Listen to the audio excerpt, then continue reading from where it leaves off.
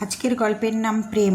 বাবার মাস্তুতো ভাইয়ের ছেলের বিয়ে নেমন্তন্ন এলো, সবাই সঙ্গে সুকন্যাও গেল। অনেকেই আমন্ত্রিত, কতকে সুকন্যা চেনে আর কতকে চেনে না। বাবার সঙ্গে আলাপ পরিচয়ের পরে এক যুবককে চিনতে না পারে তার দিকে তাকিয়ে দেখলো সেও তার দিকে তাকিয়ে আছে। পরে জেনেছিল যে দাদার বিয়ে হচ্ছে তার আত্মীয়। বেশ লম্বা পাতলা, বয়স 20-22 হবে। সুশ্রী না হলেও মন্দ বলা যায় না। সুকন্যার প্রথম দেখাতেই কেমন যেন ভালো লেগেছিল। সুকন্যা মাধ্যমিক পরীক্ষা সবে শেষ হয়েছে, 16 বয়সের যুবতী এখন সে। দেখতে মন্দ নয়, মনটা ভীষণ ফুরফুরে, আলাপ জমাতে ভালো লাগছিল। কখনো লুডু, কখনো ক্যারাম খেলছিল সবার সঙ্গে। বরযাত্রীও গেল। ইচ্ছে করে সুকন্যা সেই যুবকের পাশের সিটে বসলো। ও এর একটু লজ্জা করছিল, কিছু না বলে একটু হাসলো। সুকন্যা পাশে বসে আলাপ জমালো, তার সম্বন্ধে জানতে চাইলো। তার বোন, বাবা, মা সবাই এসেছে। নানা কথাবার্তায় তাদের মধ্যে চলতে লাগলো। সুকন্যার বুকের মধ্যে কেমন একটা ভালো লাগা কাজ করছিল। সে দেখলো ছেলেটাও মনে হয় তাকে পছন্দ করছে। পরবর্তীতে সুকন্যার কি পড়ার ইচ্ছে আছে তা সে জানতে চাইল।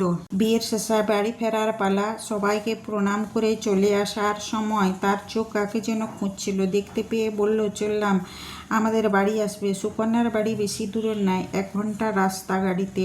বাড়ি ফিরে সুকন্যার মন ভারী খুশি। সে খুশি বিয়ে বাড়ি যাওয়ার জন্য নাকি যুবকের জন্য? মনে হয় দুটোরই জন্য। মনে মনে ওই কথাটা প্রায় ভাবতো, খুশি হতো। একদিন হঠাৎ সেই যুবকের আরেকজনের সাথে তাদের বাড়ি আসে। সে ভেতরে ছিল।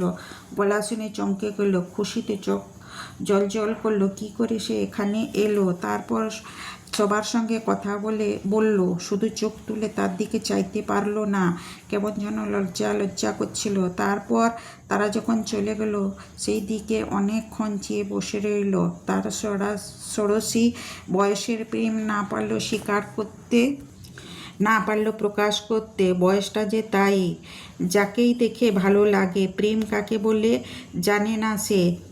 ভাবে প্রেম হয়েছিল কি না জানে না, তবে প্রথম দেখাতেই ভালো লেগেছিল। ষোড়শী বয়সের দোষ হোক বা নারী পুরুষের মোহেই হোক, তার কথাটা ভাবতে ভালো লাগতো। মনে মনে কত কথা বলতো, কিন্তু তার নিজের বাড়িতে উপস্থিতি তার চাইতো না। মা বাবা কি ভাববে, জানাজানি হয়ে গেলে লোকে কি ভাববে, লোকে খেপাবে, নানা কথা বলবে, তার লজ্জা করবে। তার চেয়ে মনে মনে চিন্তা করা ভালো।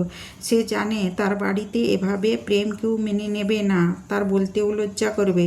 তার পরিবার সম্বন্ধে জেনে তার ভালো লাগেনি। যদিও বা বাবা মা মেনে নেন, ছেলেটি যেখানে ঘর তা চিন্তা করে বলে ওখানে কিছুতেই নয়। ছেলের বাড়ির চেয়ে নিজের বাড়িকে সে বড় দেখেছে। যদিও ছেলেটিকে ভালো লাগে, তার বাড়ির লোক না কখনো না, সেখানে সে কিছুতেই থাকতে পারবে না। তারপরেও ভালো লাগাটা তার বুকের ভিতরে জ্বলছিল।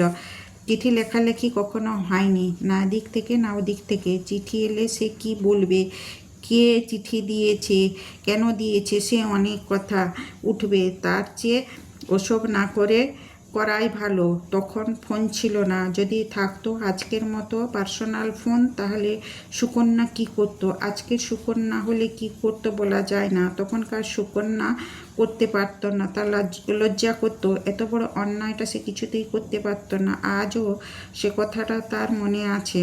প্রথম যৌবনের প্রেম এখন মনে করলে তার হাসি পায়। সে কত বোকা ছিল। প্রেম কাকে বলে সে জানতো না। যা হয়েছিল সেটা ছিল প্রথম যৌবনে নারী পুরুষের ভালো লাগা। এখন সে সেটাকে ছেলে মানুষ বলেই ভাবে। যদি লেখাটি ভালো লেগে থাকে তাহলে লাইক, শেয়ার, সাবস্ক্রাইব, কমেন্ট করবেন।